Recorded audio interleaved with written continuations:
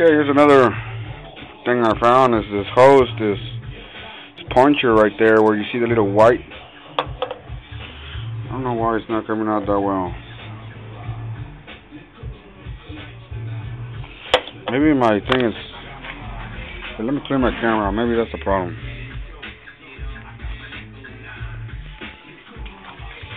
See if that helps.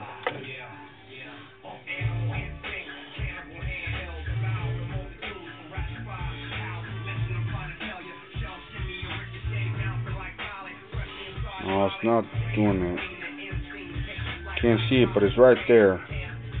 Okay, another thing is you gotta be careful with your pulley. I found a couple dings on it. If you're not careful with it, those things they get sharp, and they can mess up your belt too. So I'm gonna shave those down before I put the belt in next time. Let me see. Okay, well anyway, so I went ahead and removed the water pump out of the way now. I'm looking at the damages where like I said before, the water's been kind of seeping through there because maybe they had a problem and they tried to fix it, and then they got lazy and they put silicone instead of replacing the gaskets. I don't know. Remember that gasket I was telling you about? Yeah. So it just the whole thing is just improper to me, but you know, whatever. Here's that other gasket we were talking about. It was looking all pinch. Yeah. Let's see. It was pressed in the wrong places and everything. It's just horrible job. I mean, if you're doing something like this, it's called a blind job. When you're trying to just take it off the water pump without taking off everything else, the rule is that you gotta put. There's your water pump right here. You gotta put silicone or something on the water pump so it stays when you're trying to put it on there. It won't move around because it's already dry with the silicone, so it'll stay always in its place. But if you don't put silicone on there, it's gonna just move around and stuff, and you'll probably get in the wrong puncher holes. Anyway, here's the problem is right here. The water pump was leaking from here. All this silicone job, I don't know who did it or who. I don't know if the people from the ranch or before that. Like I said, it was leaking from there too. So I'm gonna take that off.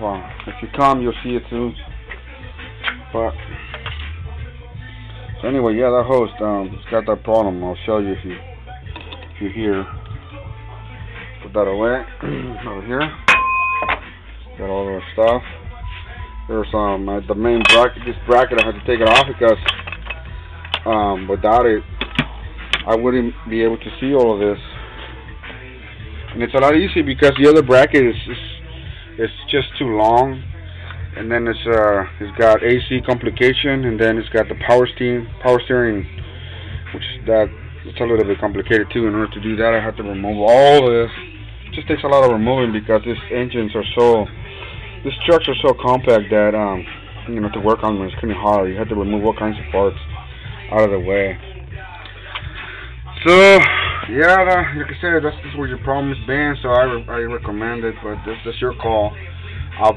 I'll go ahead and replace the water pump back on properly, even though it's going to be taken off again, and just drive it all the way to Baker, and have them fix it over there. If that's what your second call would be, and I think you would feel a lot comfortable knowing that it's locally and you're driving one of their vehicles, and if anything happens, you're right there. Other than that, you would have to. I would have to do the job and then not recommend you, not guarantee anything, but I'm sure it'd be a good job. I've never had any problems. But if you love this truck and all, I recommend a rebuild motor, and then you'll be 100%.